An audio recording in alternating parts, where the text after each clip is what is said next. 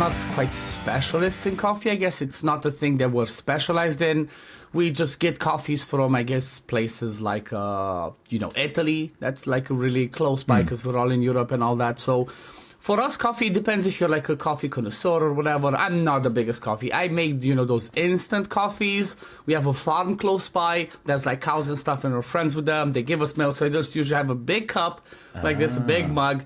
Just give myself like some big coffees and that's it. But yeah, we're not known for our coffee. We're known for Horinca. That's yeah. It's not like Turkish coffee where it's like this weird special way of making coffee in Romania or anything like that. No, it's not quite a thing. Like here, people might have their coffee makers or people might just drink instant coffees. We don't have. I know the Turkey one's pretty awesome. They do it in the sand. I've been and had that. It's different. Like if you drink that coffee, it doesn't taste like your normal coffee that you expect. So, but it's still good. It's strong stuff. Yeah. I'm pretty arrogant about my coffee. I get it from a very specific roaster, and I've joined the subscription program because that's what you do in 2025, right? Or 2026 now. You join a subscription for everything you like. For everything. Yeah, exactly. I'm subscribed to everything. Well, hey, everybody. Party people, we're joined by OddOneGaming today. Welcome, OddOne. Right on the heels of having Suzi, I'm super excited to have OddOne here. Whole gang together.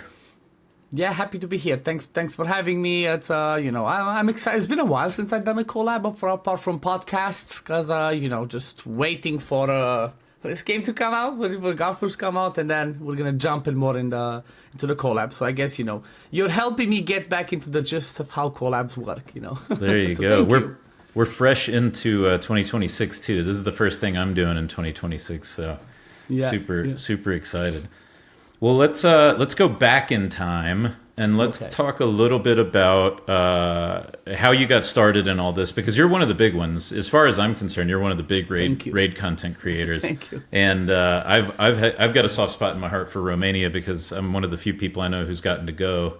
But knowing that you're like the Romanian content creator, you did really well with raid. You did. I watched a lot of your videos for King Arthur.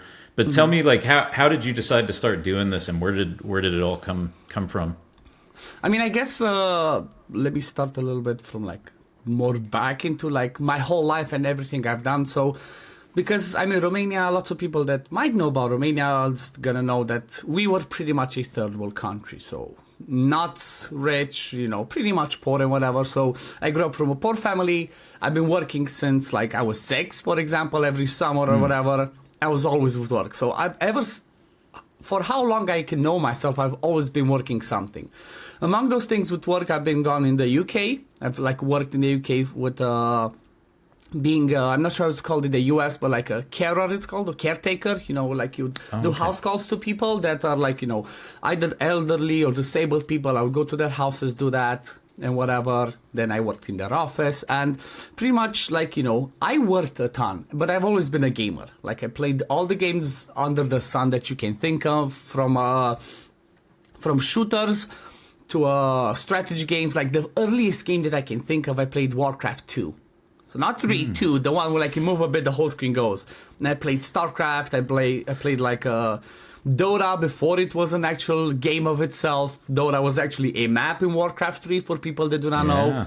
Yeah, then I played like CS, Counter-Strike 1.6. I had my own server. When I was like 14, we like had servers and whatever. So I've been doing kind of like a little bit of this. But then in the last part of me working in the UK, I kind of got into playing Raid Shadow Legends, because everybody's been playing that. I was watching somebody that was talking about Game of Thrones. He was like doing analysis, comparisons between the series and the books, and he had an ad for Raid Shadow Legends. While I was watching that, I was playing, I think, The Walking Dead, Road to Survive or something like that. I think that was like my earliest experience with the gacha type game. And he had an ad for Raid. So I started playing Raid. Obviously, while I was playing, I was still in the UK. Then I started watching a little bit of YouTube, a little bit of Twitch, and I kind of saw HellHades. And I was like, you know what? Oh, this is fun. This is whatever. And I kind of reached out to HellHades in Discord. I was like, let me write to him. I'm sure he's not going to answer. He's too big of a guy. I'm a nobody to him or whatever. But surprise, surprise, he actually answered, right? So he actually answered because I asked him like, hey, look, I've been a gamer all my life. I'm looking into trying to do something like this. You know, what's going to be your advice? And to my surprise, it's, you know, in a good way, he actually answered and said, look, this is what I suggest, you know, try and work around with your clanmates, help them, do videos on that, and then just go from there. So pretty much once I get to that point, I was working in the UK, made enough, you know, made us not too much money, but I made some money where I could come home, had all my debts paid, had some money to the side. I'm like, you know what? Let me try this, right? Let me try it. I've always been a gamer. My dad always had a saying, oh, you peek, pock. It's like bang, bang, bang, bang. That's what he's been saying. All day you're doing just bang, bang. You're playing games. If only you would make money out of it. So I said, you know what? Let me give it a shot. That's cool. So I kind of moved because pretty much we live in like a city. The town's called Baia Mare. But my parents had a house in the countryside that was like set. You know, we got everything in it, utilities and whatnot. And I said to them, they were kind of shocked when I said that. It's like, look, I want to move to the house in the countryside on my own. And I want to try this. They were like shocked, but they were like, okay, you know what? Yeah, go ahead. So I started doing that. Started my first Twitch stream was the most scary thing I've ever done in my life. Even though it was just me and a camera, it was so scary to do. I even had a friend that was like, you know, sitting on the couch behind me, and it was just terrifying. It was just... You did Twitch before YouTube? Yes. So I was I was kind of the one that actually no, I did YouTube first. I was doing like a little bit of YouTube videos, and then I did Twitch. I think most people were doing like that. Were doing Twitch because that's kind of like the more logical way to start. You do Twitch to kind of like establish a community, start building a community, and then from there you transition to YouTube. I think that's what it used to be. So I kind of did something like that. But yeah, my first Twitch stream was shockingly scary. And I don't remember if it was like the third, fourth, or fifth stream where, you know, after I was finished streaming, I would always watch other content creators. I would watch HellHades. I would watch Chosen with Brad from Fateless, people know. I would watch Suzi. I would like, you know, plenty of other people. And I would always say hello. You know how it is when you're excited. Like, oh, I started streaming myself, blah, blah. And then one of I think it was fifth or sixth stream where I would have like maybe 10 people in my stream, maximum. I got raided by HellHades with 800 people. Oh, wow. It's safe to say that after the first 20 minutes of being raided, I don't remember what happened. I got so drunk because I was so happy. I think I even finished my stream, but I'm not sure. Did you stream on Twitch? I don't stream on Twitch, no. Okay, I'm only doing this right now. So let me explain to you how Twitch normally, or at least how it used to work.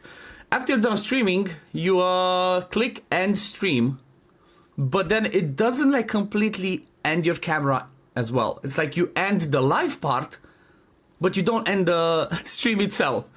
So I was still recording while my stream was done, and it still appeared in my video. I don't remember if I undressed because I was so drunk, so I hope nobody has any like, you know, stuff that you don't want to see, but it was you know, it was a whole funny story that kind of happened. But that was like, yeah, that was the most shocking thing that ever happened to me. It's like getting raided by so excited because obviously, you know, I was a HellHades simp. I was a Simon simp because I loved his content. I loved him. He was a really good, you know, content creator.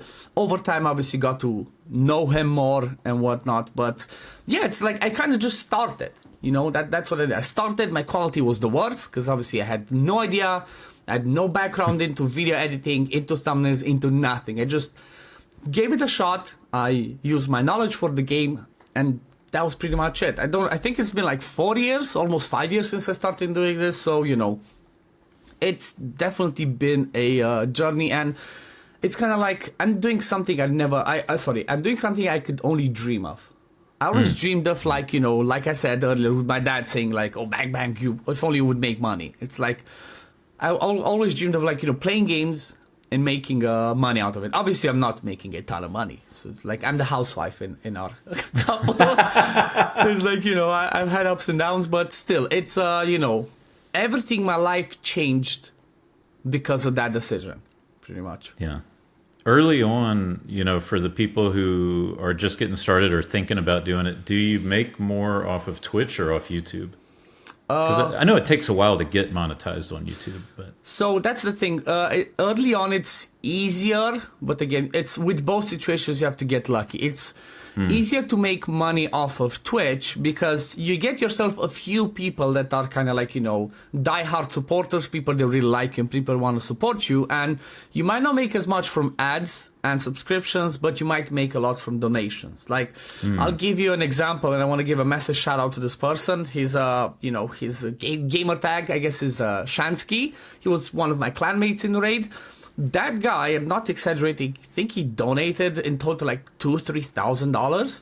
Wow. In like a year and a bit. Like, I was streaming from a laptop. That's if people are watching, they're debating about ever starting to stream, never buy a laptop for streaming. It's the worst possible thing ever. It's just not good enough. It's delayed. It's gonna crash. And I had a gaming laptop. It was like $2,000 one. It still was not good. So I was kind of like, I think it was like a year since I had started streaming, half a year. And I kind of do how sometimes people do on Twitch, fundraiser stream, try and get a new PC. So my goal was like $2,000. And, I did like almost 24-hour stream. I never could last 24 hours. And I had gathered like, I think, $800 or $900 out of the rest. And my friend Shansky, like I said, he popped by and was like looking just like, hey, I'm going to work, I cannot talk now. Next stream that I did, like 2 days later on Friday, he popped in the stream and he was like, oh yeah, how was your stream? How did your stream go? I'm like, yeah, it was pretty good. Like, I never expected to do $1,000 in one stream. I did more than expected. There was like a bar at the bottom. He's like, oh, how did you do? I'm like, oh yeah, it's like, this is the progress at the bottom. I did 900, didn't expect that. It was like, oh, okay, 1 second. He just donated $1,100. I'm awesome, like, oh my God. So it's like, it was just shocking to me that somebody would like, I never met a person. He lives in Hawaii. I live in Romania. Oh. It's like, we've only been friends through the game. We've only been talking through Discord and stuff like that. And, just for something like that to happen, it just, the appreciation, I think I even cried in that stream. I was like, oh my God, dudes don't cry usually. I was like in tears of like, oh my God, that actually happened. So, it's, the community that you build on Twitch can become really close and really like, diehards. Because I guess most of the time, this is another important thing that I guess it's worth mentioning. I'm maybe not the most likable person because being Eastern European, I tend to be more blunt, and in more Western countries, including the US, you come across as rude, right? But it's just the way that I am, It's just the way that I am. But the main thing is, when you're doing this type of thing, especially if you have a face cam or if you stream, people will not just watch you for content. Sometimes the ones that stick around are the ones that stick around for you, for who you are, for your personality, for, stuff like that. And I've always been known for like, not being a kiss ass or just trying to make things for the sake of like people liking me. No, this is who I am. If you like me, fine. If not, it is what it is. I'm not going to hate other people that they don't like me because I don't like everybody. So it's, it just happens. That's the vampire in you. The DGAF vampire. Yeah, exactly. The whole like parasocial world that we live in is interesting because you've kind of gotten, you've got like the success story over and over again of like a virtual relationship almost, right? It's like you liked watching HellHades, and then he helped you, and then you've collaborated with him, and you've built a relationship with him in real life, and then what you were saying with Twitch, you got a following of some diehard people who actually accomplished some financial goals, and then of course meeting Suzi. I think y'all hadn't met until she moved to Romania in person, right? So the way that the whole thing with Suzi happened was like we've known each other as content creators. Like I would go in her streams, she would go in my streams, we've been chatting, being, having fun, whatever. She used to have a thing called Thursday Night Shenanigans where they would gather like 3-4 people on her stream, and they would be like, I'm not sure if swearing is okay on your on this podcast or not. We can have fun with it. I bleeped out Ragewood with HellHades voice. Oh, okay. So fun's allowed. But yeah, pretty much they had like just pretty much get drunk and chat shit. That was the whole idea of that stream, and it was a blast.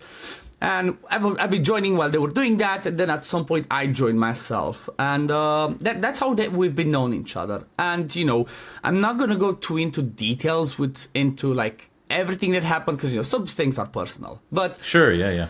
We pretty much got we pretty much fell in love with each other. Then in like it was the Christmas 4 years ago, actually on Christmas, she came to Romania for like almost a month, right? Kind of like, how you get a new car and you got to test it, right? So it's like kind of she came to test me. I had to test her because it's like there's only so much you can see or like you can know of a person offline. So, online. And, doing that big of a move, it's like, it's scary. And honestly, she had balls to do that, right? Just going all across the world. So it's kind of like she came for a month.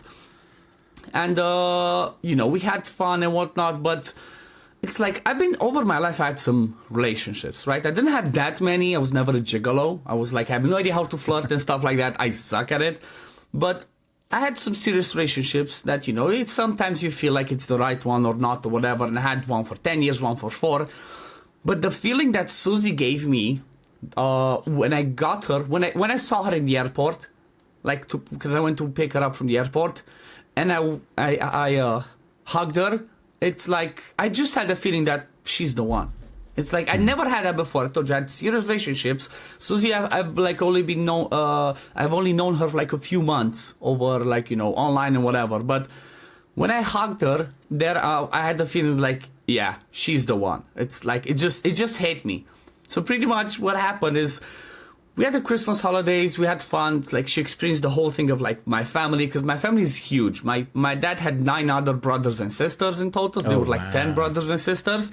Wow. Then my mom had the other 3-4 brothers and sisters, so it was like, it's a big family. So she's never experienced maybe Christmas in that way, in that big family. So we had that, we had fun. She experienced the whole way of going caroling, because like, that's an actual thing, at least in the north part, right, in the more traditional part where I'm from, Transylvania, Maramuresh, we still do caroling as a thing. I mean, we go from house to house. Let's say we go first to the first house, go caroling, have some drinks, have some food, then go to the next one and whatnot. So we did the whole thing.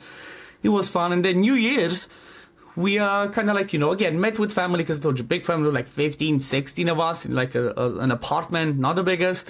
And pretty much after midnight, after Happy New Year, kisses and whatever, I just straight up proposed, because like I felt she's the one. I proposed, and it was like, there's like people have seen, because I think we've shown the proposal video, and oh nice, you got it on video. Yeah, it's like we had somebody record that, proposed, she said yes. She went back to the US after that for like a month to sort out things, because obviously she had a whole life before everything. She went back, came back a month later. April that following year, we got married in the, doing the whole official stuff with the township and whatever. And then October, we had the big wedding. And with the big wedding, that's what even had Simon, Dan, Safira, it was like people from the... crazy. They actually came, because we got friends with them, we knew them, we talked with them. They came to our wedding, Lady H as well, Rachel. It's like... Even the same thing. If people go check the Yankee in Transylvania channel that Suzi has, there's again our wedding video. It's all there, right? Like, spoiler alert, I'm stripping. I'm doing striptease at the end. So spoiler alert, I was fat. I'm not slim fit, okay? But yeah, it was crazy, right? And it's like doing a whole circle, thinking about things like you mentioned beginning with Simon and HellHades as like, huge content creator, to become friends with him and to be able to talk to him face to face. That was like, it was interesting to feel that, interesting to think about. And again, like, he's been to my wedding, right? How many people can say that, your favorite content creator that you watched have been at your wedding? And the one thing that I always emphasize, because again, sometimes it might come across as a, like I mentioned beginning, as a HellHades simp, as a Simon simp. But the reality is like this. I'm a really passionate and loyal person, and it can go both ways. Like, I can be passionate and about like, things I don't like, but maybe I don't voice them as much. I'm trying to be balanced. But when there's stuff that I like, or people that I like and try, like I really appreciate, I always have their back forever. Like, I have that level of loyalty that I don't see too much nowadays. So whenever stuff is said about Simon or whatever, I usually get pissed off, annoyed, and always protect him, because the thing is, not just because like, oh my God, I'm simping for Simon, oh, he might help me. No, he's a genuinely extremely nice person. And again, I can definitely say that because he's the one who helped me in my beginning of the journey. He's been to my wedding. So it's like, I personally know the guy, obviously not as at the same level as maybe I will live in the same country, been friends for years. But you can tell that Simon is such a genuinely nice human being, that even though he's extremely successful, right? So many times people are successful, like, leave me alone, how do you go away, you know? He still always had the time and always took the time to help as much as he could, be nice with people. And that's why, like, honestly, that's why I personally believe that this whole thing works with Faithless and Godforge. It's because of him. Not only is he an amazing and successful businessman, but he's one of the most genuine, nice people that I know, right? Simon's just a legend.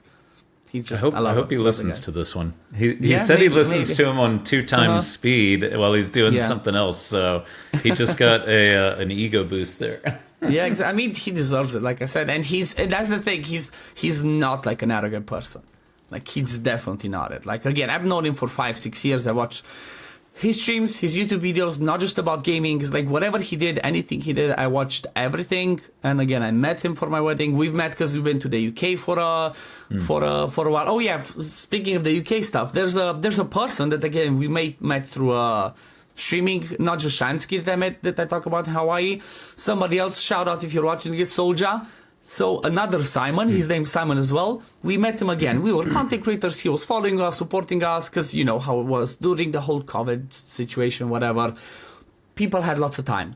We got so close family friends with him that he's been to our wedding, he's been to our christening, and now we're friends. Like at least once a year or every other year, he comes to us. We go on vacations. Like, you know, he's pretty much Uncle Soldier to the baby girl. And, you know, you just build friends that from across the world that you never expected, and it's just an amazing experience, you know.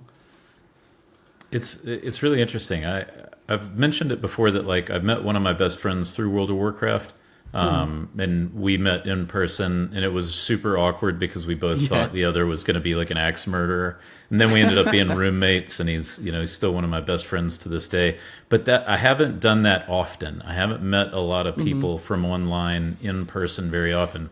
It feels like in your stories you're just meeting people left and right that you met on Twitch first. Yeah, I guess I'm a pretty social person, even though now I kind of like toned it down a bit because I told you like how much I worked and like 5 years of being a carer and working with people. It's like I even have like a degree in management or whatever, but I toned down a bit. It's like I like people, but sometimes they can be too much. And I shut up for 5 years being a carer. It's like sometimes I don't know how to shut up, and it's like I'm trying to be more more toned down. But still, it's like you meet so many people, and I was always open to, same way as Suzi says, like, if you're ever around, just give us a shout, let's go grab a beer, have some fun, meet, because, like, why not, why not? Life, if the whole globalization that happens around the world is made available through the internet and, through easy travels and all of that, why not do it? Because it feels like, I'm not even kidding, it feels like it's so much easier to make friends through meeting them online than in real life. Like, I had friends in real life. They're like, I had one that I literally shared the last slice of bread with them during a period. Oh. We were friends for like 10, 15 years, like, diehard friends who did everything for each other. And they're just gone. Like, I don't have any more of those friends. I don't have them anymore. Mm-hmm. It's like, just things took off. They didn't even come to my wedding. It's like, they're completely gone. And, I so matured in a way where, like, I don't care about that. It's like I used to be the person that I used to do everything in order to help somebody, even if it meant it would hurt myself. I was always extremely selfless, right? I did that to the extreme. I told you I was hurting myself, I was getting myself in bad situations just to make sure that everybody else is, good around me. But like 5-6 years ago, I swapped that and I said, you know what? It's time to focus on myself. And ever since, I don't know if you want to call it God, karma, the universe, everything started falling into place, right? Started this as a job, met Suzi, had a beautiful baby girl. It's like, Nice. Sometimes you just gotta, work on you, and then everything else is gonna be good. Doesn't mean I'm a bad guy now. Like, if I can help somebody, if I have the time, because like, time's now an issue with being a father first and then a content creator. But if I have the time, it's like I'm always happy to help people. And again, it's like I lost so many friends, but it's like I don't care. Like I don't care because there's many more to have. Like, there's many other people that are a lot nicer that you would not expect, that you become friends with, that mean so much more than what I had, maybe, especially now, judging as an adult, not as a kid. You think about too, like the difference between the communities. You mentioned a lot of competitive games before you got into Raid, like shooters and MOBAs and all that, and those communities typically tend to be fairly rough around the edges, to toxic. Put it politely. Yeah, toxic is the classic word. But Raid was always, for being such a like stigma of a game, right? Cash grab gotcha games. The Raid community was just incredible. And I feel like Godforge, the community that we've got, in the Discord and that everybody's a part of now, it's just like the best. It's taken the best from the Raid community, minus a couple key people that I wish would be involved, but like everybody's so nice. Yeah, the reality is, and the reason why that is the case, like I've always had these discussions, and all, or at least 90% of Raid content creators of the group and say the same, is the communities that were built for these games, they're not as toxic as the previous ones that you were talking about, I'm aware, because of the age of the people that play. Because these types of games, the mobile games, the gacha games, the hero collectors, they have the microtransactions.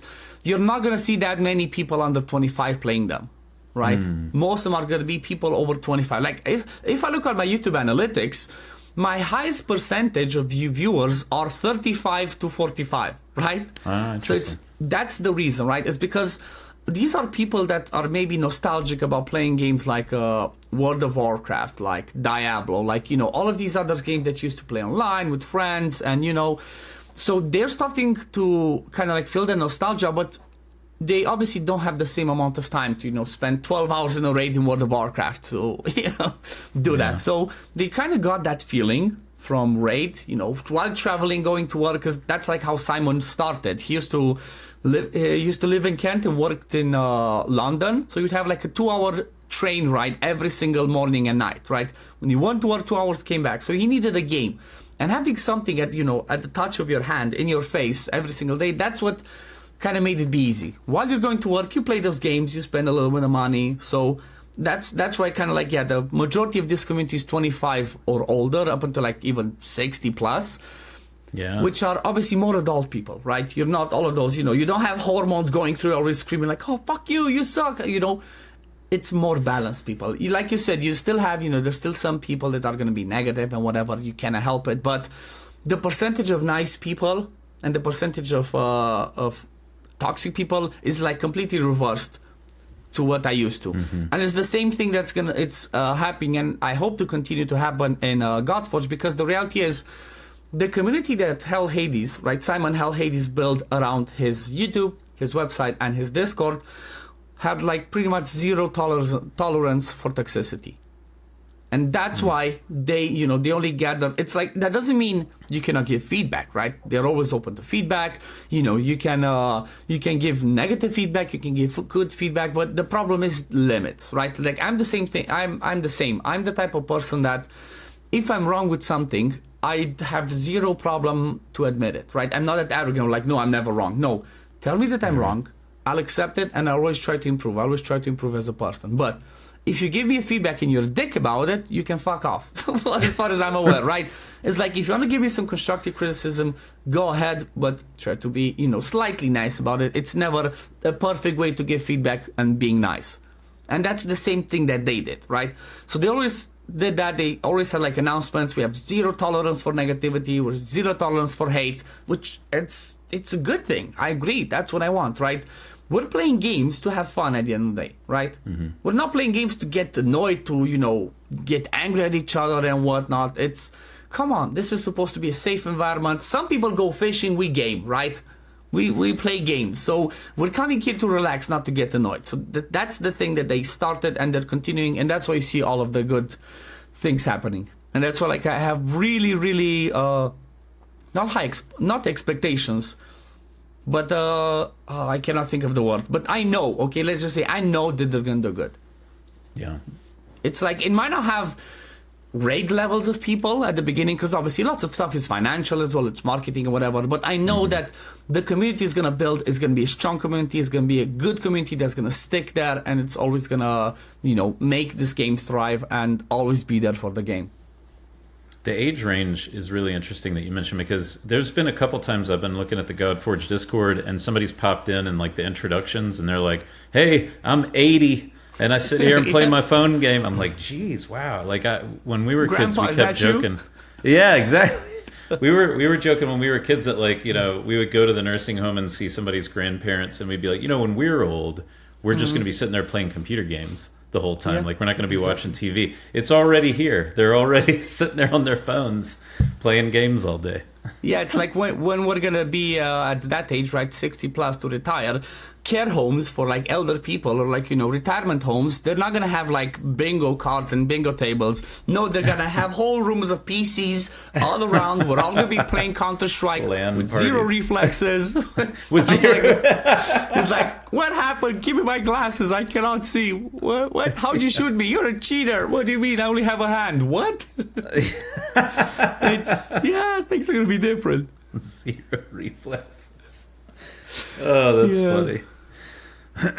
Yeah, and then you try to think about like a little younger, and they're playing Fortnite, trying to build stuff at 75 in the LAN party. Yeah, while they shoot stuff, it's like, let me finish building first, and then we'll talk about shooting. 5 minutes later, all right, exactly. All right, let's shoot each other. Wait, why am I dead? What just happened? I blinked. So the who ended up doing raid content first, you or Suzi? It's a good question. I think it sounds like it was all around the same time, right? We pretty much happened at the same time, because like the whole mega burst of content creators for raid happened during the COVID time. I know that if I remember correctly, Suzi has her first stream something like around Christmas time. And then I started my first videos and stream were like May, like I don't remember the exact time, but something like May, June when I did my first stream. And YouTube, it's been 5 years, I swear, like I would have to completely look up to make sure, did I have my first video or did I have my first stream first, right? Like don't completely know, but it was pretty much similar time. So either I started doing YouTube before her and then she did her stream first, or she did first the Twitch and then I did stuff after. I don't remember exactly. Okay, so let me see. I had to check this up. So gotta get facts. Yeah, I gotta get facts, accurate. right? I'm gonna try. Okay, so pretty much the way that I sorted is my worst views on YouTube. Let's see. That's gonna be how I tell. Okay, so yeah, I think she started before, right? Because my first actual YouTube video was on July 20th, 2021. So 4.5 years ago, and I think she had already started streaming before that, so pretty much that's the time. Yeah, so she kind of like was the one that started, but yeah, it was again similar times. That's around, I think, the time I started playing raid. I think was spring or summer of 2021, because when I started playing raid, I think everybody that I ever paid attention to was already making videos, and this is so funny to me, at least, the way that I had sort of discovered the raid content creator community was I got some character, I hit some wall, so I went on YouTube to find a guide, right? I was like, I got to figure out what to do here. And whatever I landed on, like at that moment in time, there was some drama, and every content creator was making a video about the drama. And I'm like, I'm like combing through these videos, and all they want to talk about is the drama. And I hit J Gigs, never heard of him before. And he does like a drama video. He's like, I want to talk about this drama. And then he pulls up like Candle Guard and he's like, why do they keep putting candles on these champions? And he just goes off on a tangent. And I was hooked, man. I was hooked on the community at that point. Yeah, he was definitely one of the funny ones that like was mostly, he was a good content creator for like gaming stuff and like guides and stuff, but everybody knew him most for his skits. That was his thing always, doing skits, doing funny things. And I'm hoping he's gonna start playing Godforge as well. I know currently he's doing like some completely other thing that's doing pretty good from what I've seen, that covers does plays 20 games and says like, I play these 20 games, which one's good or whatever. So he had the whole life story as well. I'm not sure if you know. He used to be in a he's from the US. He met somebody in Australia. He moved in Australia. It's like, lots of stuff like that happens. Like more than you might. Yeah, all these international content creators just globe-trotting. Yeah. And then there's the digital nomads, right? There's the people who do stuff and they just, country to country, hotel to hotel. Yeah. But you are in Romania and you are planning to stay in Romania, right? Yes. And so for my listeners, all 100 of them, who don't know anything about Romania. Maybe 101 with me joining. Maybe 101. Yeah, 101. We grow one person at a time. Suzi told us a little bit about Romania from the perspective of somebody who, came there and it was all new to them. But you grew up there. You know it really well. What is tell us what Transylvania is. And then as part of the greater concept of Romania, the country is only 150 years old, right? It's technically the established country. Yeah. History, we have some insane history. Yeah, it goes thousands and thousands of years. It's just a simple example. You know the Latin language, right? It was discovered in the recent years that the Romanian language was an established thing, and Latin evolved from that, pretty much. So it's history goes really back. But when it comes to Transylvania, like you said, people might not believe it, but that's an actual place that actually exists. It's not mythology. It actually exists. Technically, I don't live in the exact Transylvania, but in the region of Transylvania. So pretty much the way that Romania is, it's split into let's say 3 big regions. Let's say in the US, you might say the South, right? The South, the North, or whatever. Well, Romania has 3 areas. The south part is called the Țara Românească, which means Romanian country, pretty much loosely translated. The east side is Moldova, but not the Republic of Moldova, which is an established country. Which is a country, yeah. Which is a country.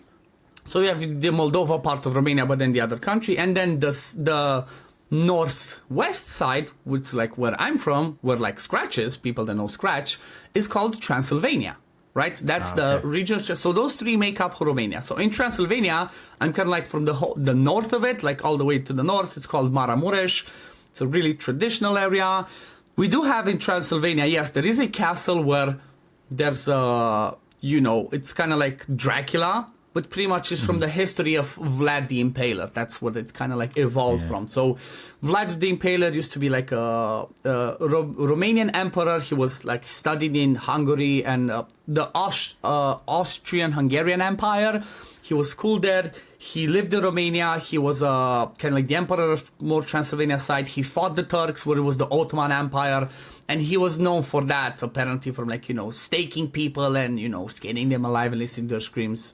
And that's kind of the reason why my most wanted is gonna be Dracula as a legendary to pick. Use my intro, people that know it's all about vampires, because I have to stick with my ancestry. I like that too about Godforge, that you're really excited about Dracula. In the mini game, I think Godforge Quests, you did a video all in 500 summons to try and get Dracula. Did you get him? I didn't watch the video yet. Not yet. No. Okay, so we got at least another 30 days, I think. 600 plus summons, but you're excited about that. AJB is in Wales. And he was telling me, I didn't realize this, that YDG is the dragon on the Welsh flag.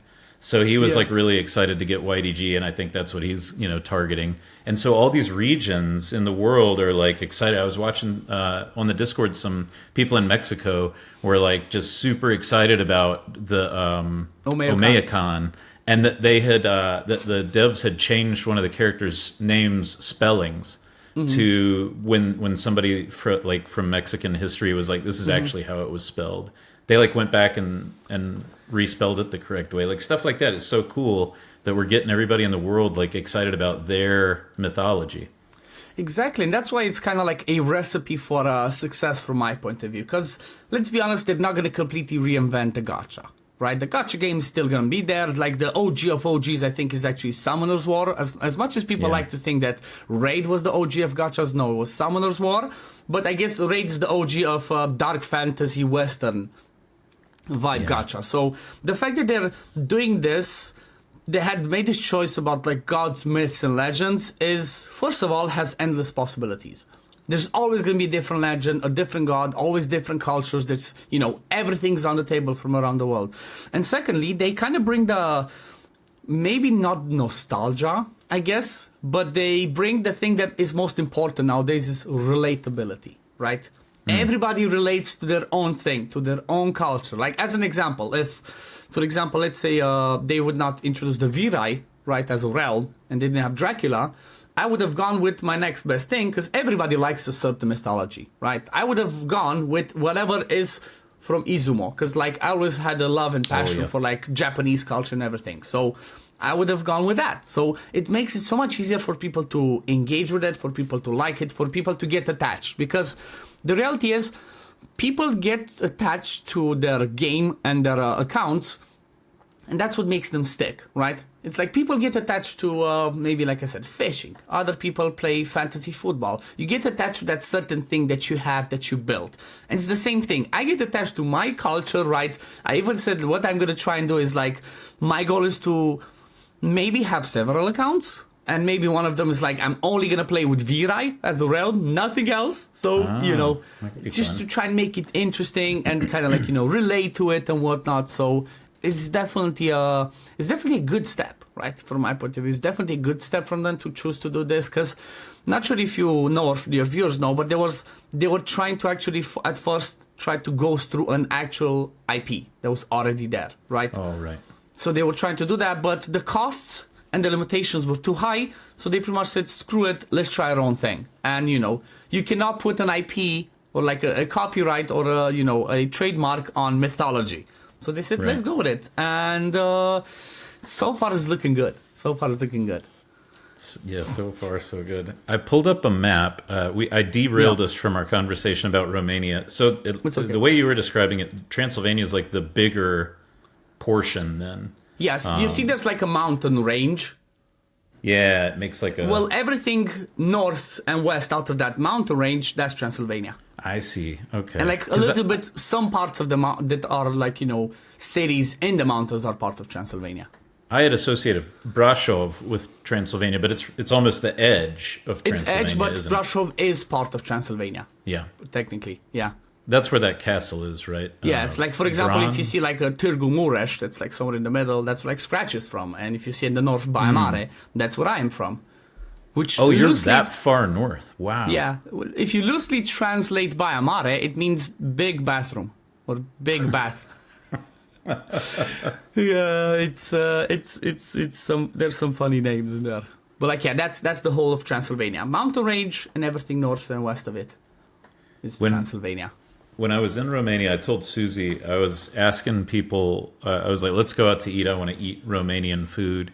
And every time we went out to eat and I would get like some traditional Romanian food, it was always like 4 different pieces of meat and then like cabbage. There was never any like crazy composed dish. It was always like pork, beef, chicken, and a vegetable. Yeah, we're more about like pork in Romania, so like that's more predominant. Then is chicken, and then beef. It's like more and more in the recent years people start eating more beef, but we're all about pork, because the reality is there used to be lots of people that lived in the countryside. They used to have like a little bit of a stable. People had their own pig, they would grow, and then you would sacrifice it as like that's a whole nother can of worms. Like okay, the first time pig sacrifice. The first time that Suzi saw that, like, you're barbarians. Like, what do you mean? Yeah. Pretty much the way it happens in Romania, before Christmas, starting from like 3-4 December up until leading up to Christmas, we would go to either a farm or to a neighbor that has a pig, and you would get that pig and you would sacrifice it, and then you would get stuff from the pig. You would get the bacon, you would get the meat, you would get the hams, everything. But in Romania, that's what we do. We get a pig, we kill it ourselves, clean it, do the whole thing, and we have our own thing. It looks barbaric, but the reality is that's how stuff happens. It might not be in the way that we do it because we're the countryside, but if you go in a butchery or in one of those warehouses, the stuff like that happens, that's how it is. But yeah, at first when you look, it's barbaric. It can look barbaric. Now obviously they become more evolved. They have like, the like special gun that happens and easier. But it used to be, see, I'm sorry if people get terrified, right? But it used to be like, I'm not even kidding. Yeah. There was some that were bad at it and just like do it, but there were other that were specialists. They have like a special knife and they would do like exact angle, hit it in the heart, let it slowly, bleed out, and then voila. But that was part of the Romanian tradition. And it was like, sounds barbaric, but the reality is people were poor. And it was cheaper for them to raise a pig, feed it, and then do the whole thing, because from that, you'd get lots of, stuff that you'd use over the year. Like, for example, we still have sausage from that pig. We still have portions of meat that you would make a steak type thing from it. Or you would make, like you said, there's a dish that's cabbage and meat. It's like you get all of that stuff from just paying a lot smaller amount, just having to work for like, full day to prepare everything. But it becomes cheaper and it's more accessible. So, of course, when you say sacrifice, do you mean like in a religious sense, or just like it's time to slaughter the pig and eat it? Exactly that. So it's not a religious thing. It's more of a culture thing, right? It happens before Christmas because during Christmas, obviously, if you have the fresh meat and whatever, it's it's better than to do it so much more earlier. The meat might not be as good. So it's not like we're not Mayo Khan where we don't sacrifice for the gods. Throw them off a pyramid. Yeah, like no. It's just like we just slaughter a pig and then do the whole cutting, cleaning, whatever to use parts of it for food and whatnot. So it's not religious. We're not pagans. We're extremely Christian Orthodox, right? The Romanian Orthodox has the black robes, right? And the black hats. Yeah. Yeah. Mm-hmm. I saw it on TV when I was there, and I was like, what is this? Yeah, they look interesting, to say the least, but it's intimidating. It is intimidating. Yeah, like honestly, like when Suzi came over, when we tried to get married, for example, in Romania, there's obviously the mayor part where you go and sign, you're legally married, but then there's also a church part. Church part, I did not know because I obviously never got married, but before you go to church, you have to go confess your sins, and then whatever, they sometimes would not marry you if you're from different religion. Suzi was different religion, whatnot. And I pretty much went to him and said, look, this is the situation. You want to marry us or not? He said, okay, we'll work away. But while I was doing confession, Suzi was waiting kind of like front of the altar on one of the chairs. And there's like always a service every single day. Like it was around 12. There were some old people praying in front there. And, there gets to a point where you do the cross and then you go on your knees. When they did that, they were all staring at Suzi like, why are you not getting on your knees? And she was like, leave me alone, I don't believe it. After she was like, I never want to go into church. I said, I'm sorry. It's like, that's how they are. It's like religion it still is to such an extreme with old people that they judge you a lot. They judge you hard if you don't do like that, right? And it's that's why I never liked, I believe in God, but I was never like a religious person of like, oh my God, always have to go to church on Sunday and whatever. It's like, I'm not judging people that do that. I'm judging people that try to push their religion onto you, like force you. It's like, no, you do your thing, I respect your thing, you do that, whatever, just don't try and push that on me. Because the reality is, religion, doesn't matter what religion here, right? But religion has its role in humans' lives. Some people just find their peace by believing in whatever religion. Doesn't matter if you're like Christian, if you're Muslim, if you're Catholic, if you're, Buddhist. If that's what gives you peace, right, peace of mind, and that's what calms you down as a person, you can do it. The moment when people start forcing that, that's when it becomes a problem, at least in my opinion. It's is Romania primarily Romanian Orthodox, or is it quite the mix? It's 95% is Christian Orthodox. Then you might have like a little bit of side influence of Catholic, because Catholic has become more from being influenced from places like Hungary, which is our closest neighbor, and then Austria and whatever. We had so many influences in our country over the years. It's such a mix of cultures in certain areas. Like we have, for example, middle of Transylvania, we might have some German settlements.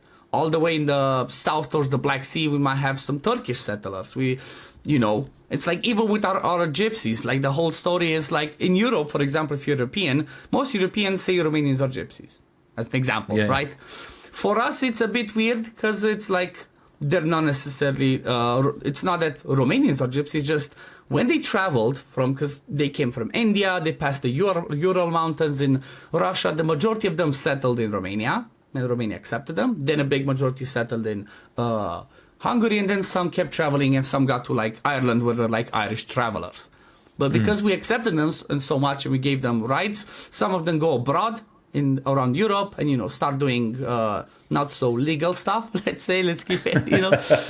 And because they have a Romanian ID, they're like, oh, all Romanians are gypsies. So that's another thing that's, you know, we're not the best friends in Europe, so to speak. Is it like an insult then to say, you know, Romanian's a gypsy? Is that like a pejorative? Okay. Yeah, it is, because it's like, you know, it's the other way around. Some gypsies are Romanians. Yeah, it's like, you know, people do their thing. I don't have a problem. There are, you know, we have lots of gypsies in Romania that are good singers. They are good craftsmen. Like, you know, they have their roots. They have the traditions. But unfortunately, there are some that, like, you know, do not so good stuff, and they kind of, like, you know, dirty our name as well. But it's interesting. I'm trying to remember all the different things that I did. Like Suzi said that she hadn't been to the castle you mentioned or to Pelish. And I was like, oh my God, you have to go to Pelish. That is like the most beautiful woodworking that I think I've ever seen on the interior. But the castles are ridiculous over there. They're so cool. Yeah, it's like the Bran Castle is where apparently Dracula is. Because there were several castles. Apparently one they sometimes change, not everything's clear, but some say this is where Dracula was born, some say this is where he lived, some say this is where he died, between 2-3 castles around there. But the most common one for tourists is like Bran Castle. That's where Dracula lived, and they have a whole fun show. If you go in the basement, this is the grave of Dracula, and somebody jumps out. So, you know, spoiler alert, by the way. The torture devices were gruesome, and I was reading, you know, all this stuff about it, and it was like, it's hard to sit there and think that there was a time in human history where like that was happening.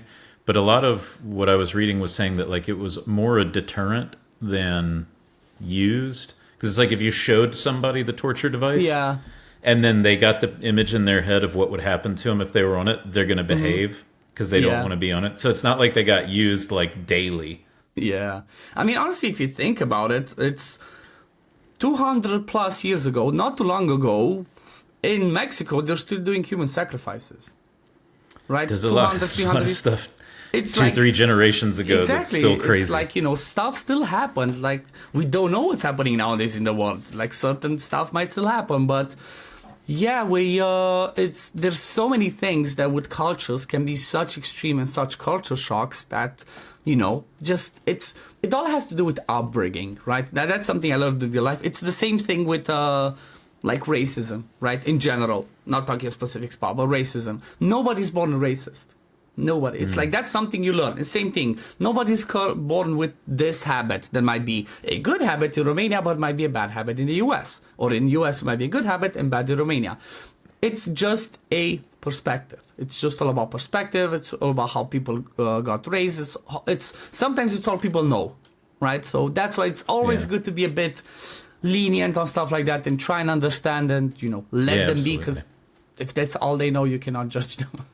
And culture, I mean, the culture that people grow up in, exactly, like so much stuff is learned behavior, including ritual, including friend selection, mate selection. Like so much stuff is a learred behavior. Yeah, exactly. It's like in Romania, for example, when I was growing up, a habit, which I'm not doing anymore, but there used to be a habit. Whenever you pass a church, you always had to do the cross sign. If you're driving, if you walk, it doesn't matter. That's something. If you don't do that, if you didn't do that, people look at you as like, why did you not make the sign? It's like, that's what you're brought up with. That's all you know. So that's it. You do, you know? Yeah. We had a thing like where when we were kids and we were learning to drive, I think one of my friends one day said like, well, it's bad luck if you don't lift your feet up when you cross train tracks. And so I think for 10 or 15 years, like unconsciously, every time I drove across train tracks, I would lift my feet up. How do you do that if you have a manual car, though? how do you lift your feet up if you have a manual car? Because manual, you have to have the clutch, and it's like... Get the heel. Get the heel off the ground. In Romania, if we're talking about culture, funny thing, the number one enemy of Romania is the draft. Oh, right? Okay. Watch out. Don't leave two windows open. You're going to catch a draft. Oh, I'm not Oh, feeling a too wind good. draft. I thought you meant a military draft. No. Wind draft, sorry. Okay. Wind draft, yeah. So it's like, first thing, I swear, even when you go to the doctors, like, oh, I have a little bit of a headache. Oh, my ear hurts. Did you stay in between two windows? Did you get a draft? There's definitely a draft. I swear everybody has a draft in Romania. That's what they say. It would say, "Ți-o prins curentul," like the draft caught you. And Suzi was like, that's not a thing. I'm like, I know, but that's what people say. But that's what they say. Yeah, the logic behind that is the fact that apparently, honestly, I didn't know this. This is something that Suzi researched and found out and told me. Apparently, the Romanians were known for bad teeth. And because whenever you would catch the draft between having two windows, the air that, would go through the ears would start affecting your teeth, and that would start hurting. And obviously, when it's the teeth, everything goes up to the head. So apparently, that's the thing. But yeah, the number one enemy of Romania is not other countries, it's the wind draft, right? You were talking about caroling earlier, and when I did the show with Suzi, she mentioned that your dad was like some kind of ridiculously good musician, and he would lead the caroling. Like, tell me more about your dad's music. Okay, so pretty much my dad, since he was, I think he was 18 or 19, something like that. I told you, not sure if I mentioned this already, but my dad came from a poor family. There were 10 brothers and sisters. His father died when he was 16. He ended up being the patriarch of the family, helping as much as he could. So everything he did was just, trying to make his situation and work and whatever. And he, instilled lots of that into me to try and, everything you do in your life, you have to earn it. Nothing comes for free. Even when I grew up, if I ever wanted something, I would have to go and work with him before I would ask. He would never give me anything or buy me anything I wanted unless I worked with him. If I worked with him, he never said no. But because of that and the way that he grew up, military, military draft used to be mandatory in Romania. When you turn 18, 19, it was mandatory to do 1 year of military service unless you would go to university. And obviously it was not as common that you would go to university. So when he went into the military to do his service, I'm not sure if then or before that he developed a passion for guitars. So the way that he used to work in the military, you would either have to do nasty cleaning or work in the kitchen or do night shifts or whatever. And because my dad played the guitar, he pretty much got away from all the bad stuff. He would always be the entertainer, right? He would be the guitar player. But then after he finished with that, he pretty much became a wedding singer. He was in a band. Okay. Like he formed a band with another person that we're still family friends. We still meet up with that person. They're like, funny enough, even though they're not related, he looks like he's my dad's brother. Like they all have the little bit of mustache, short hair. But my dad, ever since, I think it's been like 38 years almost, 40 years, he had a band. So he was like the bass guitar and voice singer. He would be also MC at the wedding. And then he would have a band. Somebody else who used to be on a keyboard. That's like one of my uncles. Somebody else used to be a drummer, a saxophone. And then that family friend was a lead guitar and voice. So he was doing that for years and years. So he would go to weddings, to christenings, to like, I guess let's call them disco parties. He used to call, actually it's called a ball, right? But not the ball that you would think of fancy ones, right? Like a fancy ball and whatever. No, used to be people in the countryside, go dance on music, get drunk, eat stuff. Pretty much that was it. Yeah. So he's been like, he was a singer for like years and years. Obviously in the last 5-6 years, he was not doing it as much because of course, younger generations came, younger singers, all DJing, everything was digitalized, so he didn't do it as much. But yeah, he's been a singer for years and years, and that was always his passion. And he slowly now, like in the last couple of weeks, I had a guitar that I received from somebody that I took care of in the UK. Dad took the guitar, brought it to the countryside, because we have a flat in town and we live at the countryside. He brought the guitar and he starts singing to Lily. Sometimes just la la la la. And my baby girl goes, nice. Laughs, and then runs away. And it comes again, so it's la la la la. Because my baby girl has a thing. Like, we gave her 2 chopsticks, right? And she went, that's the cutest thing ever, right? Like, I know it's my child, I might overbrag, but she grabbed them and she had a box with like some diapers came in and we put down. She went like, started doing like, ah, and she's matching the beating with her noise. So like, okay, cool. She might be the future singer of the family. She even got a pair of professional drumsticks from a family friend. They used to be, again, the drummer. They used to be in the band with my dad. So now she has her professional drumsticks. And she gets them, goes like, ah. He goes and hits on stuff and then leaves them down and then comes and gets them again and ah. So she's already preparing her journey to become a content creator. It might not be gaming, it might be music, but future Lily loves games or Lily loves drums. I don't know, we'll have to see. She's 1 now or 2 now? Yeah, she's 20 months. 20 months, wow. She's going to be 21 in soon, in like 10 days. Nice. She's growing. It's like time passes. It does. It's weird. Like, since I've been doing the podcast, obviously I've been doing this for, well, I can tell you exactly how long I've been, because this will be episode 15. Oh. So 15 weeks. And obviously it's gone through the holidays, right? But it's making time pass faster because I'm on this pace, right? It's like, got to get the thing done, got to get the thing done, got to get the thing done, and release on time. And like 15 weeks just flew by. I can't imagine, like, looking back 5 years of making videos and content. Do you ever feel like you have to stay home because you've got to get a bunch of videos done? Like, do you feel like it's restricted your movement in a way? Not me. Suzi's more in that way. Oh yeah. She's more like for Suzi, if you have to go on a holiday, that's stressful for her. Because she has to, especially now, for example, with working full time for Faithless, it's like, you know, she always has to be there and whatnot. But even before, she used to be like, if we're going on holiday, she used to be stressed, because like, must prepare 50 videos, must prepare all the videos, so I have a video for every single day. I used to be the same, but I kind of developed a thing in my mentality, in the way that I work, not from this job, but from when I was a carer. Because when I was a carer in the UK, I would pretty much used to work Monday through Sunday from 6 in the morning till 11 at night, every single day.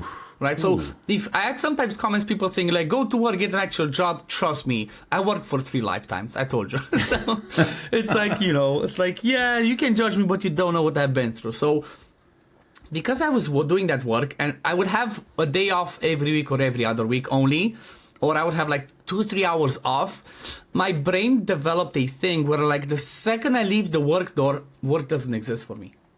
Just straight up, I'm cut. I'm the same, like, for example, when I'm down for the day, and we usually go and hang out with baby girl, because during the week my mom comes and sits with my baby girl, or we take her to my mom and dad, because like we have a house here, and like 2 minutes drive, it's their house, so we kind of have that help with them. But after I'm done for the day, like, I rarely check my phone or don't check my phone at all, right? It's like, my phone is like, I would keep it, I would randomly check the time, but I don't check it. It's like, I'm completely detached myself. It's my time with the baby girl, it's my time with my wife, it's the time we spend together. So like, I completely detached from that. But some people, I understand, considering the fact that this is our work, right? Like, we do it on the phone. Some people don't get, it's not as easy to detach. Yeah, I mean, you take Discord with you, right? You know, exactly. Discord is sitting on the couch with you. I get 10 notifications or whatever. I don't check it.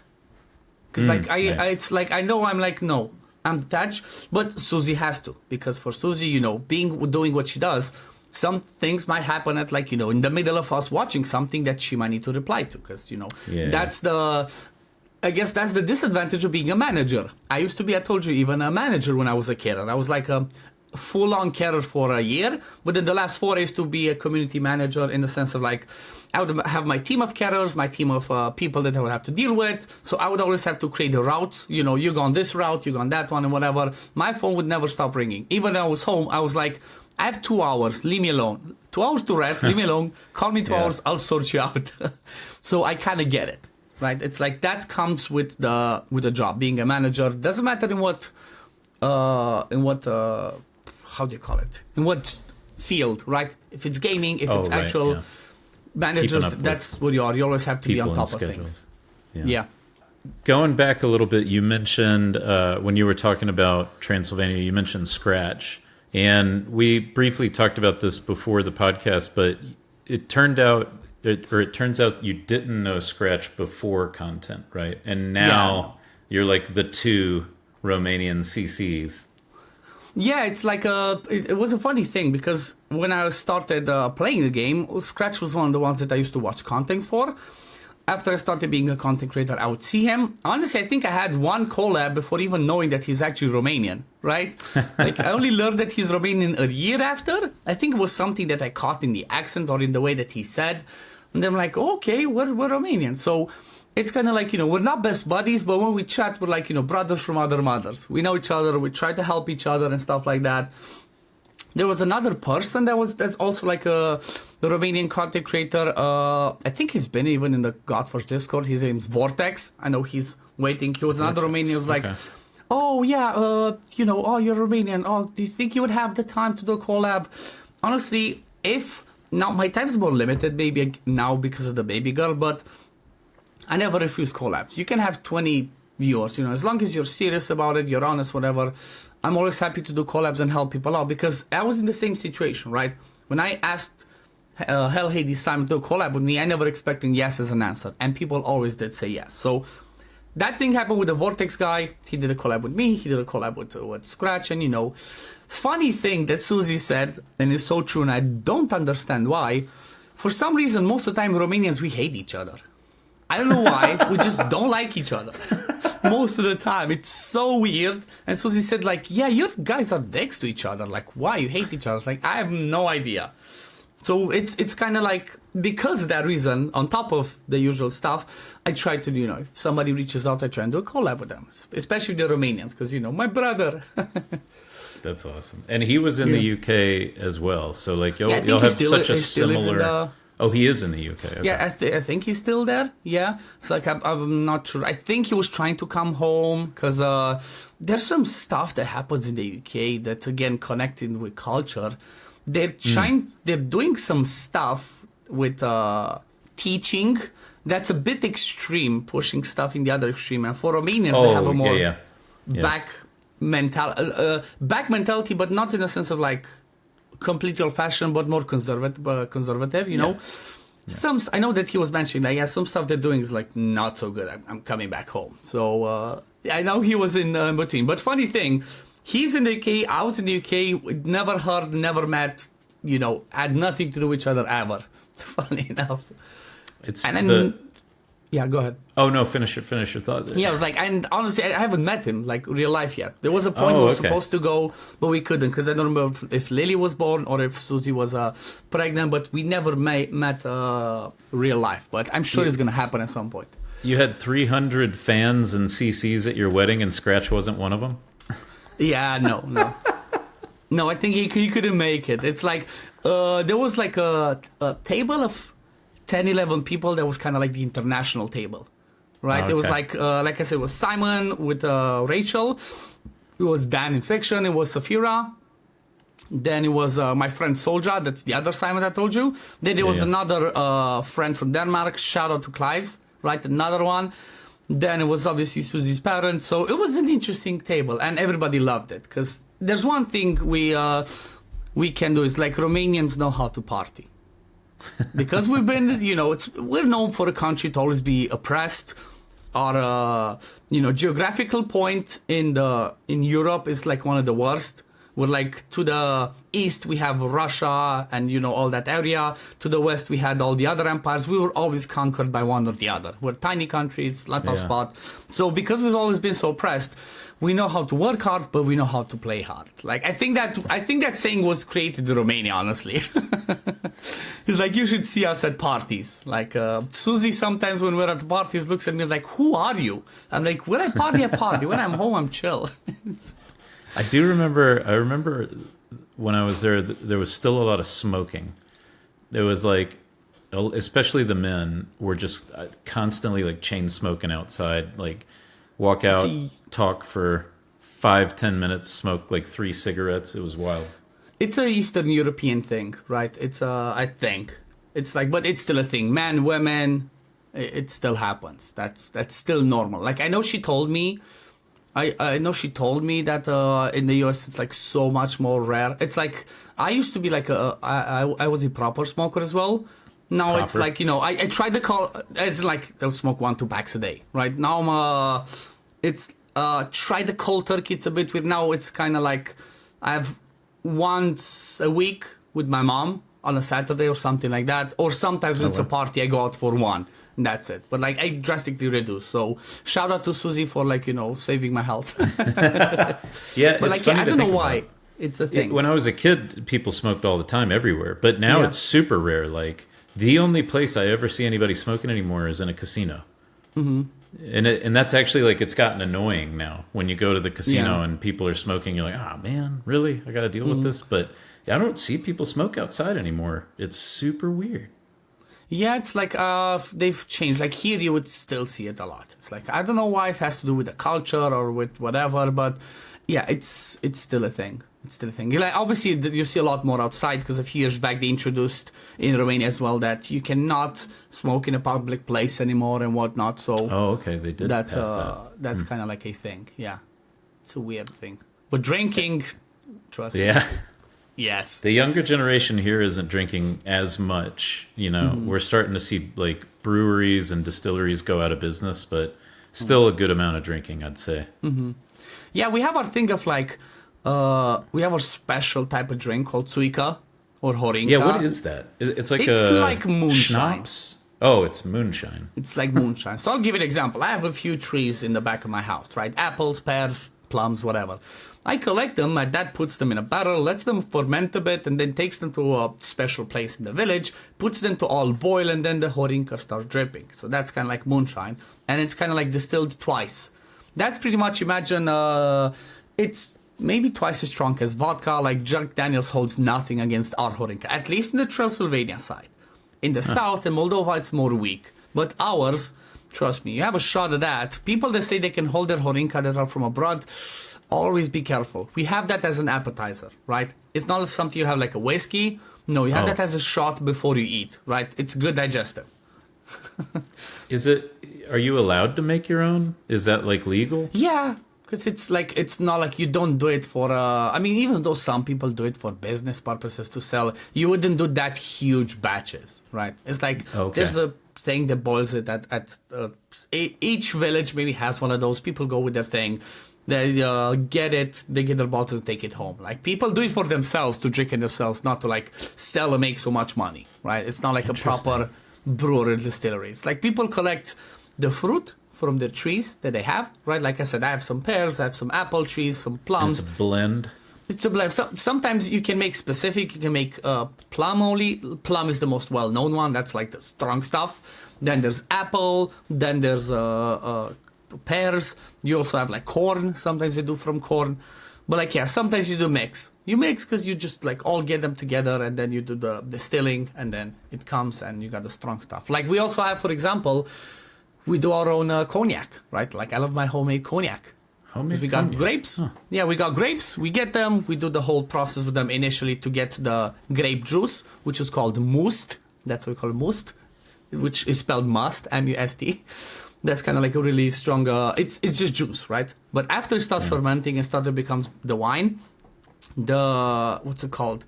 What's the thing that you put in pastry to make it grow? Oh, yeast? Yeast, yeah. It starts letting the yeast. Then you move the wine from that. You put it. We have like big 50 liters bottles that you would put that in. You'd empty it from one to the other, and then you would keep a batch of it. Let's say keep 50 liters of wine as an example, right? The rest you take them and boil it once, and they turn into cognac. So we have our homemade cognac as well. Okay. Is wine itself real big in Romania, or like all these other hard liquors? Yeah, so it's like the two biggest things, I guess, culturally are Horinca or Tuica, depending how you call it from what region, and then homemade wine. It's like wine, but homemade one. It's like, yeah, people do it. Everybody does it at the countryside. It has a little bit of a house, that has some grapes. We do their own. We do our own drinks. We're pretty much the definitions of organic, right? We grow and make everything ourselves as much as we can. Is Romania like I said earlier? Is that the right place to go for the zombie apocalypse? I think so, yeah. You know why? Because people usually say Romania is 50 years behind. So by the time all the bad stuff comes to us, we'll be fine, right? we're 50 years behind everything else. If apocalypse come to Romania, it's going to be 50 years till it arrives at us, so we'll be fine.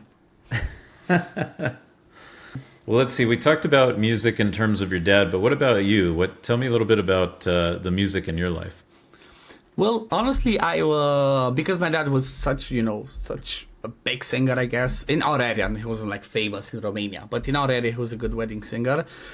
I actually was a keyboard player, right? I used to play 6 years keyboard. I did 1 year of piano, but I eventually quit because we got to the point where, obviously I was a kid, right? I was still a teenager.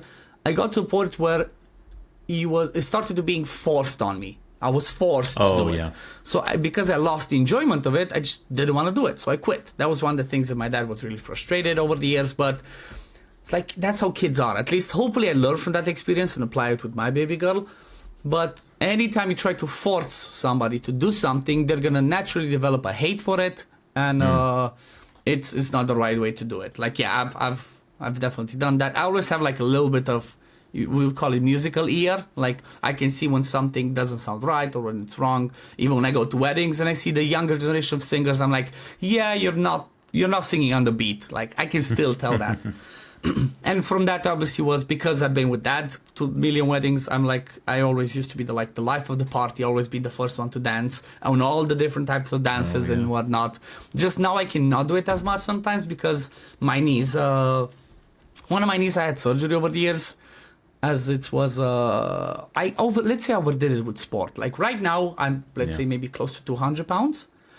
I used to be like 140 in high school, like a lot skinnier. I was doing 4 sports at the same time. I was in the basketball team in high school. I would play football twice every single week. I would do roller skating, the aggressive one, the tricks and whatever. Oh, yeah. You jump on rails. And then I also did taekwondo. So I had 4 of these at the same time. A year, it's all I lasted. My knee was busted. I had surgery a few years later. And that was one of the frustrations of my life, that I was forced to quit sport because I didn't really want to, but I couldn't do anything about it. So, yeah, it's I lived, like I said, like, I'm not trying to brag, but I lived like 3 lives with working, with everything. I've done a little bit of it. I didn't have, like, in the UK, I had an experience that I hope nobody goes through. Like, one of the first time that I went there, I was kind of like live-in carer with one lady. That lady kind of like, she fell in love with me as a person. She didn't have children or whatever. Like, anything I wanted, she did for me, even though I was there to help her. Yeah. She was like a medium. She said that the second I went in, she could see that I had an aura, that I'm a medium myself, apparently, that I'm like a healer and whatever. So after I think it was a year that I worked with her, she passed away in her bed. And I was the one that had to deal with everything. I was 21 or 22 in a different country with somebody passed. Like, that was an experience that, again, I wish upon nobody. It's not easy. So I've done things, I've seen things, and that's what, like, like I said, I think I've had a lifetime of experiences of everything, with work, with life experience, with all that. Whereas now, I'm extremely appreciative and thankful to everything that I have with my work of playing games, with my family, right, with Suzi, with my baby girl, that I'm just, everything. The most important thing for me is not necessarily ultra success as a content creator to make lots of money. No, I want peace of mind. Peace of mind and healthiness with my family, and I'm good, right? My family's healthy, and we do good enough to survive and have a vacation here and there. I'm happy and life's good. Living in the country, though, there's something to be said for that. I do the same thing. I've been remote for 10 years, and we moved out in the middle of nowhere. So it's like animals and trees. And it's like if you can't go on vacation, you can at least go walking. It's still really pretty. Exactly. Well, then, in terms of what you're doing right now, so we're all waiting for Godforge to come out. Yes. I think most of us have probably made 1 or 2, at least, videos about quests. But it looked like when you did your last King Arthur video that you picked raid back up. Are you doing raid content again? No, so the thing was like this. I had a period that I had lots of time and I was bored and other projects didn't quite work, and I said, you know what, let me just see how raid is, because at the end of the day, people might hate me, but raid's the game that consecrated me as a content creator, right? It's like what made me become a content creator. So I'm always going to be thankful to raid for that as a game. Even though I always played it, raid as a game is one thing, Plarium is a different thing. Plarium kills the game, raid's amazing. But I played it for a little bit because I'm like, let me have fun. Let me see how the game feels after like, a few months. There were tons of changes. It was interesting. It was kind of like ups and downs. But after playing for like a month or two, I kind of like remembered why I quit the game. And I was like, okay, this is it. I'm out. It's like I did my thing. Yeah. I had lots of people that were excited about it. But I did have haters like, oh, you're a shill. Oh, you did this because of the money. No, like I was making worse money than the other stuff. I just wanted to give it a shot and wanted to try it out. Because, at the end of the day, sometimes I might have to make decisions based on money. It's, this is my job, right? So I would have to, it's like, I'm not going to sit in, if I know that I can do a different job, right? Different game that would maybe be better paid as opposed to something that I'm doing right now, I'm always going to obviously try to do the other thing. But most of the time I prefer, me and Suzi are kind of the same. Most of the time we actually try to cover the games that we like. If there's a game that I don't like, unless I make extremely good money, I would quit, right? Like it comes across as a content creator. You cannot play a game, right? And, fake that you like it because people will tell. Like people could tell after I was playing when I started my free-to-play series, right? I played for a month, but from the second month, people could tell, and I could tell that, like, I've just been hating on the game. So what's the point of me playing the game? It's like it is what it is. I'm done. I quit. Moving on to other projects. And then now I'm, King Arthur. I'm enjoying it.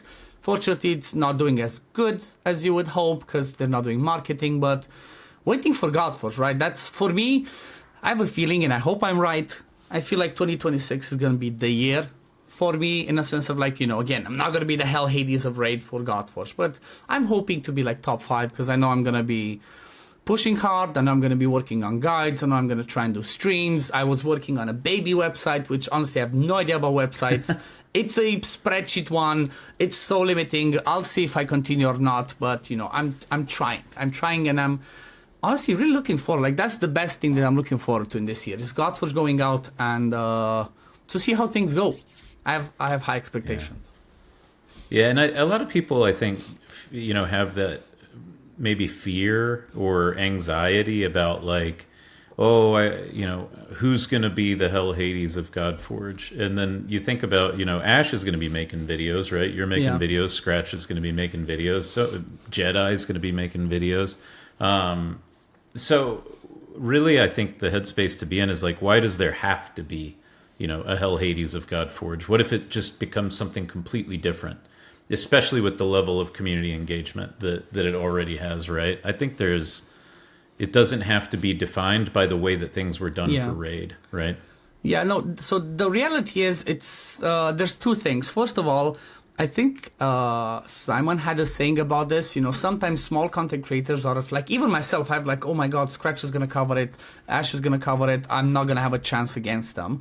But then at the same time, that's not the reality. Like, I think Simon said it something like, the higher the tide, or like the high tide lifts even the smaller ships, something like that. Oh, yeah. Mm-hmm. So it's like, it doesn't matter if you're a small content creator. If there's the hype there and the game's good, even a small content creator, you're going to do your thing. It's all going to come down to the quality of content that you do as a content creator, and a little bit of it is going to be the personality. Because if some people like Suzi was telling me, because I have a little bit of an accent, being from Eastern Europe, from Romania, lots of US people might not like me because they don't like my accent or they might not understand me. So sometimes it's going to be accent, sometimes it's going to be personality. The success is just going to depend. I think the main thing is always try to do, to make quality content, right? As long as your content is quality, you're going to get the viewers, you're going to get the people. Now, is it going to be, like you said, is it going to be, somebody's going to be the HellHades, the whatever? No, I think that's going to be something that gets developed over time. Because the reality is like this. If I was to judge based on what people have done so far, the HellHades of Godforge would be Ragewood, right? Even though I said I'm going to go all in, I'm going to go crazy, I prepare my channel, the amount of time that Rage put into it, like I don't think I've seen, maybe there are other ones, I'm sorry to other content creators, they didn't see it, but the Ragewood has the amount of time and effort he's put into it, like he definitely deserves to be one of the ones, right? One of the best ones, because he's done a good job. But as an example, like if we talk about him, again, no shade for him, I love Ragewood, but because he's maybe a little bit more soft-spoken, right? He's not maybe not the most charismatic person, some people might not watch Ragewood. Doesn't matter if he gives the best information. It's because sometimes it's the personality, right? Yeah, build him up, and then break him down, tear him down. No. I'm just trying to, again, I'm always trying to be honest. I'm not trying to be rude. But see, for example, this is me being blunt, but not trying to be rude, because I love Ragewood. Right? No, it's an amazing person and everything. He just sucks, but I'm kidding. No, it's personality, right? Like sometimes people or other people might just love his personality. There's more chill, right? People that used to watch me when I was raid, I was always be drinking on streams and having fun. Like, people watch me because they would have fun. But then I become, especially since my baby girl was born, I became a little bit more chill, right? Because like children learn about the environment and get the same way that you are. So if I would always be crazy, she might be crazy. So I became a little bit more soft-spoken, more chill, more whatever. So I'm focused more on giving quality content, doing as much as I can to give like good info, as concise as possible. I used to make videos half an hour for a guide, right? Now I always try to keep it 10-15 minutes, go to the point, unless it's extremely complex, and then that's it, right? Same thing. Ragewood does the same thing. He might do, his specific guides, good content, to the point, and there you go. So if somebody wants to be a content creator for Godforge, just try and get decent quality for if you're gonna do video. Try and get decent quality for video and audio. Make good content, right, on what you do. Don't make lazy content. Instead of making something lazy, like, oh yeah, here's my moving on, better not to start, right? Don't shoot yourself in the foot at the beginning. But everybody should give it a shot, right? If they want to try, go ahead. Why not? Now's the time. Now is the time. There's 60 or 70 people, I think, in the CC chat. 100 plus. 100 plus. There's 100 plus content creators. From what Suzi told me, there were like 100 plus content creators in there. Yeah. I apologize to any content creators who don't make it on the show before the show is no longer Godforge only, but it's 100 plus, and I'm doing one episode a week. We got another Chosen. There's Chosen with a U now. Yeah, with a Z and not an S. Chosen. Well, no, it's not another. We have a new Chosen because now he's Brad. He's not Chosen anymore. Oh, yeah. Brad is Brad, not Chosen anymore. Exactly. Well, for people to check you out, so if I've counted it correctly, you're running 2 YouTube channels. You've got Gacha and RPG.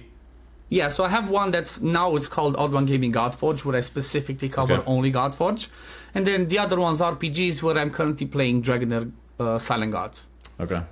Yeah, so and then are you still streaming these days?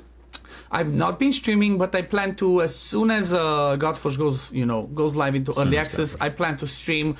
Honestly, I'm so hyped. I plan to stream at least once every single day, Monday through Friday, possibly even 2 times every day.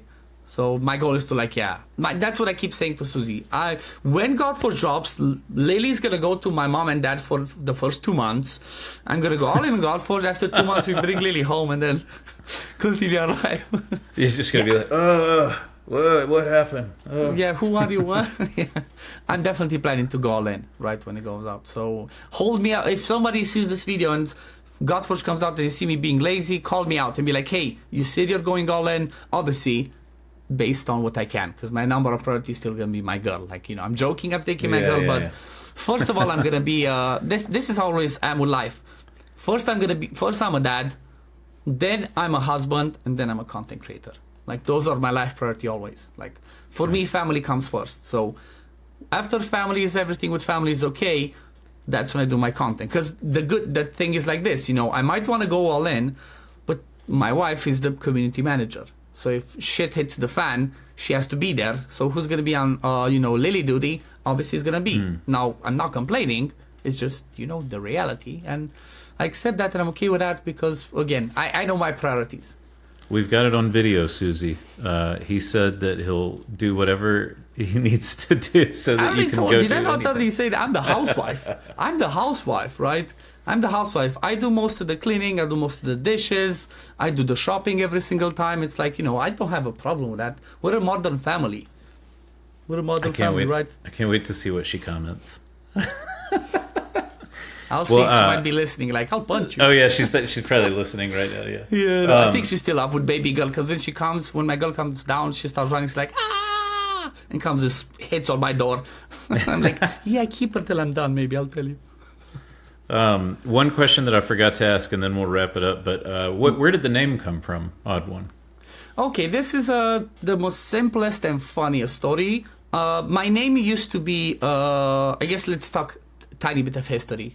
My nickname, when I was young, like 4 or 5 at the apartment block where I grew up, I used to be tiny, my brother used to be bullied, and I used to be aggressive to try and protect my older brother, 6 years older than me. And they would all call me Chucky. You know, Chucky the Killer Puppet. Yeah. Yeah, that was my nickname when I was younger. Then I was Dumbo, because I have huge ears, right? Those are my second nickname.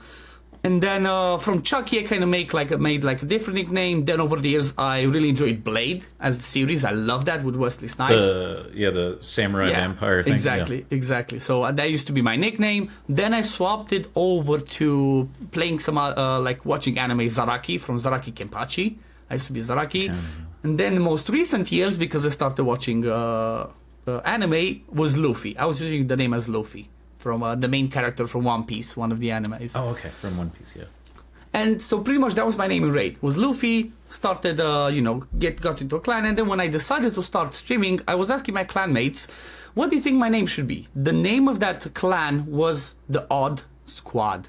The Odd Squad, right? So they were like, you're kind of an odd one. You're kind of an odd one. I'm like, okay, odd one. Odd one sounds good. OddOneGaming, it's stuck. That's my name. So shout out to the old Odd Squad. They're the ones that kind of got my name. Remember Shansky from earlier? He was part of the Odd Squad. Okay. So that's where my name came from. Not like, there was another odd one that apparently was really famous, League of Legends streamer. People would always come my stream early days and be like, oh, are you the League of Legends one? Like, nope, I have no idea what that is. So I was famous without even knowing, apparently. But yeah, that's where my name comes from. I used to have also, when I started streaming, I used to be the Viking vampire, right? Because like I'm from Transylvania, I'm a vampire, and I used to have Viking braids and stuff. That was me. So it kind of fit, right? I was a bit of odd person, so it definitely kind of fit. Now I'm more, normal dad guy, whatever. Is that the dad haircut? Is that the official? Yeah, the dad bod also as well. But I definitely have the dad bod. For Godforge, maybe we'll call you God1. God1, I'll take it. Appreciate it. I'll take it. Odd God. Odd God. Odd God. Odd God. And then we'll do like a collab with Papa Tez, but we all have to use Papa as like our prefix. Yeah. So you'd be like Papa Odd. Papa Odd. Papa, can you hear me? Yeah, like I've known Papa. Papa used to be one of the ones that would be in Suzi's Thursday night shenanigans when we were partying. Yeah, I was thinking earlier, like if I was to do that like crime diagram, like put the thing on the wall where you do the string and tie all the points together from like you to Suzi to Simon to Dan to Nub to Sneaky it's like everybody has some connection story of like how they got into it or somebody helped them right when they got into it. It's quite the web. We're all definitely connected in some way or another. Obviously, it's going to be more people that like maybe we don't know or have not necessarily maybe how do you call it? I've not noticed. So, for example, like I've seen you chat, but I've not had the time, or like I've not seen you do content. Now you're a content creator. You might have been in my streams early on that I don't remember. There's thousands and thousands and thousands of people that go through, and you don't have the same time. Like that's the perfect example of time for me. For example, ever since Suzi got pregnant after like 5-6 months, I did not have the same amount of time as I had before to be like. I used to be in every single Twitch stream and every single stuff like that. Time's more limiting now. Because again, priorities. Baby girls first, then do content. Then if I have time, like maybe I jump on Twitch once every 2 months to say hello to some people, and that's it. Just don't have the time. I would love to be able to watch every single person's stream, to watch every single person's YouTube video. Just physically, I cannot. It's like, I wish the day would have 70 hours, then maybe. I've even noticed that doing as little as I do is that ever since I started creating, I consume way less. I don't have any time to hang out on Twitch, so it is what it is, I have a little bit of like a self-consciousness about that as well. Like part of it is time, but also part of it, and this is for like every game that I'm covering, I kind of don't like to watch other guides on purpose. because I don't want to be influenced by other content creators, other teams. Like, I've already had so many times where, you know, somebody had an idea, I had the exact same idea, because I released my video a few hours late or a day late, or like, oh, you stole the idea for him. No, people are going to think of the same thing. So I made it a point to myself to specifically not watch other content creator guides on things. Maybe after I do it, yeah, I could do it, but otherwise I don't do it. And also, like, if I do watch it and I make a video based on that, I always give credit. Like, I'm never gonna be the person that copies somebody else and never gives credit. No, that's just the way I told you. I'm a loyal, honest person. That's the way I'm. I'm never gonna, you know, cheat my way through things, lie my way through things. No, I just don't believe that that's the way life goes. So I'm always gonna try and be as honest as possible. If I see somebody do something and I do based on that idea, I'm always gonna give the shout out, links, whatever, you know. Well, cool, man. Well, thank you so much for joining. I really appreciate your time. Really appreciate the videos that you've done. It's so cool to like the experience you had, right? Watch you do raid videos and then get a chance to talk to you here in the future. So again, thank you very much.